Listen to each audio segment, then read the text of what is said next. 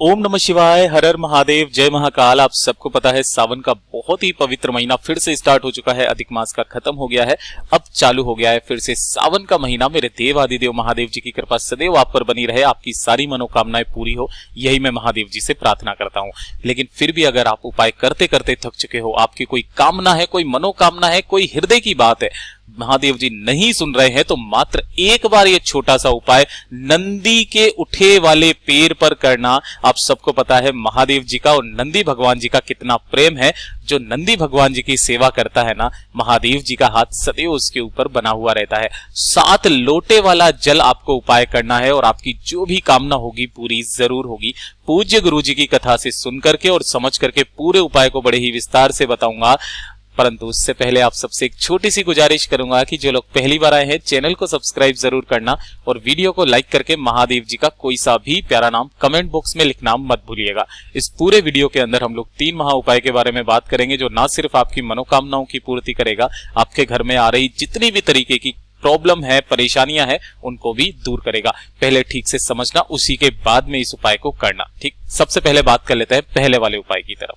पहला वाला उपाय किन लोगों को करना है? अगर उनकी कोई कामना है ना, कोई इच्छा है जो काफी समय से पूरी हो ही नहीं रही है, महादेव जी अगर उनकी इस वाली विनती को सुन ही नहीं रहे हैं, तो आपको ये नंदी भगवान के उठे वाले पैर वाला उपाय करना है, 7 लोटे जल वाला उपाय। एक बार करके देखिएगा, आपकी सारी मनोकामनाएं पूरी जरूर होगी। आपको इसके लिए चाहिए क्या? सबसे पहले चाहिए आपको 1 लोटा अपने घर का ले लेना शुद्ध जल। ठीक है ना। अब आपने तो बोला भैया 7 लोटे जल चढ़ाना है, 7 लोटे नहीं लेकर के जाना, लोटा आपको एक ही लेकर के जाना है, जिसके अंदर आपको अपने घर का शुद्ध जल भर लेना है। लेकिन फिर 7 लोटे कैसे हुए बताऊंगा, अभी ध्यान से सुनते चले जाना। 1 लोटा शुद्ध जल अपने घर का जरूर लेकर के जाना और साथ ही साथ लेना है आपको 5 बेलपत्र, जो कहीं से भी खंडित ना हो। अगर नहीं मिलते हैं तो आप महादेव जी की शिवलिंग से उठा लेना, उन्हें साफ पानी से धो लेना और उसके बाद आप उपाय में ले सकते हो। ध्यान रखना कि जब भी आप शिवलिंग पर जाते हो, मैंने कई बार देखा है कि लोग वहां से फूल भी उठाते हैं, उन्हें भी धोकर के वापस चढ़ा देते हैं, शमी पत्र उठाते हैं, वहां से धोकर के वापस चढ़ा देते हैं। तो ये वाला जो क्रम होता है ना, केवल बेलपत्री के साथ होता है। आप सिर्फ बेलपत्री को ही धो करके और वापस शिवलिंग पर चढ़ा सकते हो, किसी और चीज को नहीं चढ़ाना है, ध्यान रखना। तो बेलपत्र जो भी आपको शिवलिंग पर मिल जाए तो आप वहां से ले लेना, नहीं तो आप अपना ले लेना। ठीक है। उसके बाद में आपको चाहिए होंगे 5 हरे मूंग के दाने, है ना। ध्यान रखना, हरे मूंग के दाने खंडित नहीं होने चाहिए, आखा होने चाहिए। बस ये 3 चीजें हो गई और इसी के साथ लेना होगा आपको 1 दीपक। ठीक है। दीपक किसका होना चाहिए? गाय माता के घी का दीपक होगा और साथ ही साथ लगाओ के गोल बाती। ठीक है। तो ये सारी चीजें हो गई। अब भैया 7 लोटा जल कैसे करो? देखो, अगर आप जिस मंदिर में जाते हो वहां पर अगर आपको कोई बाल्टी वगैरह मिल जाती है तो बहुत अच्छी बात है। ठीक है। अगर नहीं मिलती है तब तो फिर आपको अपने घर से लेकर के जाना पड़ेगा। ठीक है ना। और या फिर आप कोई छोटा सा लोटा देख लो, ऐसा छोटा सा लोटा, ठीक है, जिसमें अगर आप अपने घर से बोतल पानी भर के लेकर के जाओगे तो वो 7 लोटे उसमें से हो जाएगा। मैं हमेशा छोटा लोटा भी रखता हूं, बड़ा लोटा भी रखता हूं। आप भी अगर ऐसा कर लीजिए और मंदिर में बाल्टी मिल जाए तो बहुत ही अच्छी बात है। ठीक है। तो आपको ऐसे करके चले जाना होगा, कहां पर? महादेव जी के मंदिर शिवलिंग के पास। जैसे ही आप यहां पर पहुंचेंगे, उत्तर दिशा यानी कि नॉर्थ डायरेक्शन की तरफ मुंह करके आपको बैठ जाना है। ठीक है ना, बैठ जाना है, ये चीज ध्यान रखना।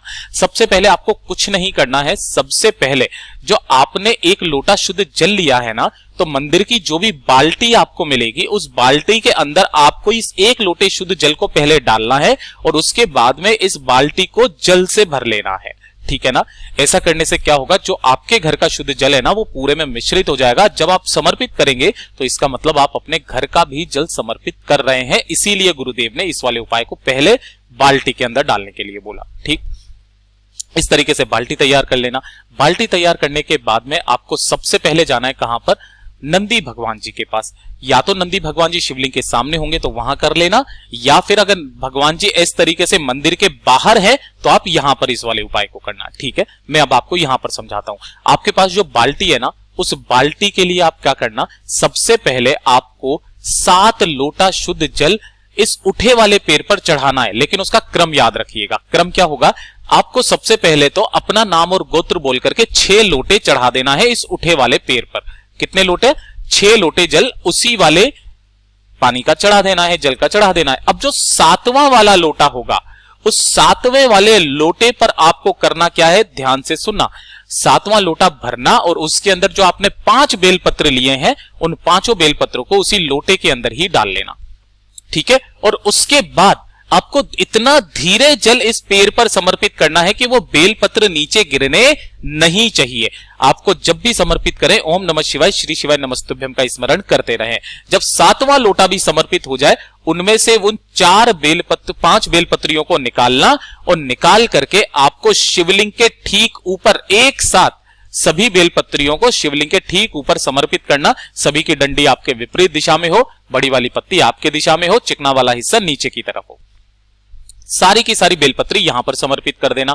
2 मिनट यहां पर बैठ करके अपनी कामना कहना और कामना कहने के पश्चात आपको वापस आना होगा। जब आप वापस आओगे ना तो वापस पीछे मुड़ के फिर से वापस देखना, चौखट पर खड़े होना और चौखट पर खड़े होकर के ध्यान से सुनना।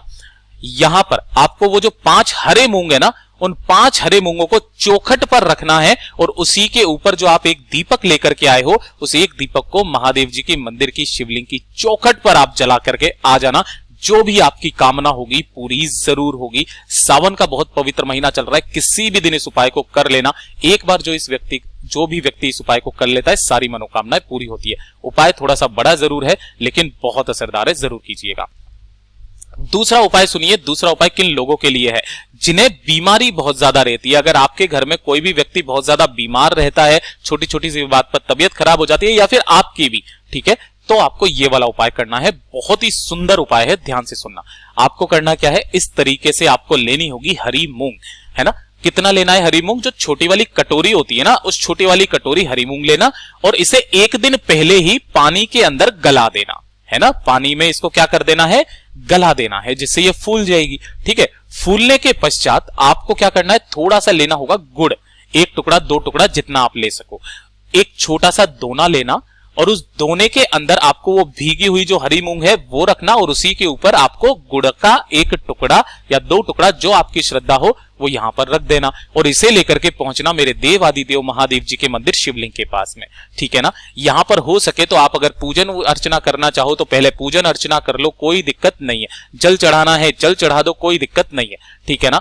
उसके बाद अपने दाहिने हाथ में इस कटोरी को लेकर के जिसके ऊपर आपने गुड़ का टुकड़ा रखा हुआ है उस व्यक्ति का नाम और गोत्र बोलना जिसे बहुत ज्यादा बीमारी रहती है या बीमार है, ठीक है।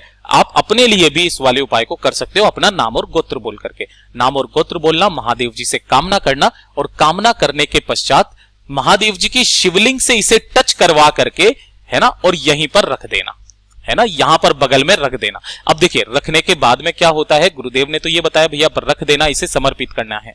समर्पित कर देने के बाद में ये कहां जाएगा कुछ नहीं पता, ठीक है ना। तो आप क्या करना ना, इसे उठा करके वापस से, और कोई भी नंदी बाबा या नंदी बेल वगैरह कोई बाहर की तरफ में दिखे, कोई गाय माता दिखे तो गुड़ के साथ ही उसे ये खिला देना। जिस व्यक्ति के लिए आपने कामना की है ना उसकी बीमारी हमेशा के लिए खत्म हो जाएगी। दूसरा उपाय खत्म। अब बात कर लेते हैं तीसरे उपाय की तरफ, जो कि होगा आपके बच्चों के लिए, ठीक है ना।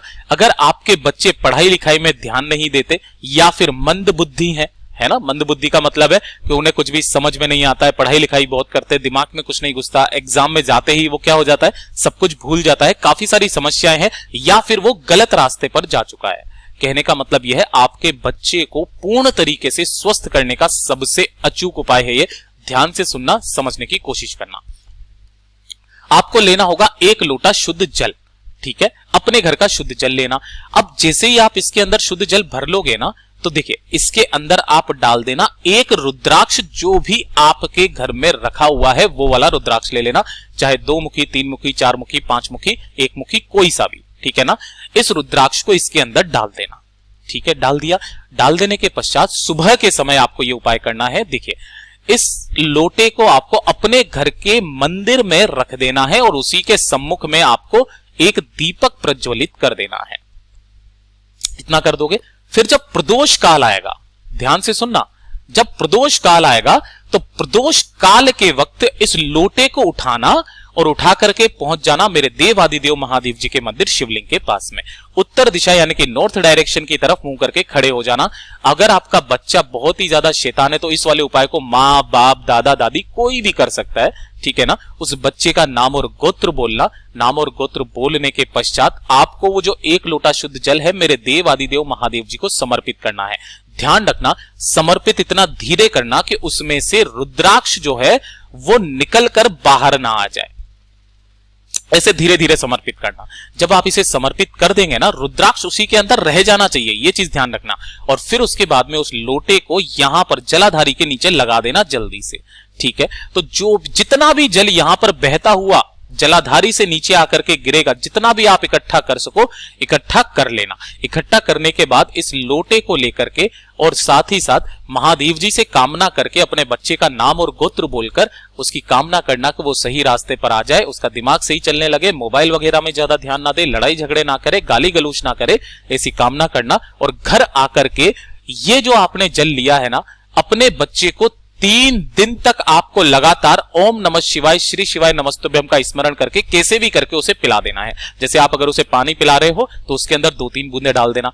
पहले दिन 2-3 बूंदे डालना, दूसरे दिन थोड़ी सी डालना, तीसरे दिन थोड़ी सी डालना। लगातार 3 दिन तक आपको यही वाला जल चलाना है। 3 दिन के पश्चात रिजल्ट क्या होता है ये तो मेरा देवादिदेव महादेव खुद आपकी आंखों के सामने बता देगा।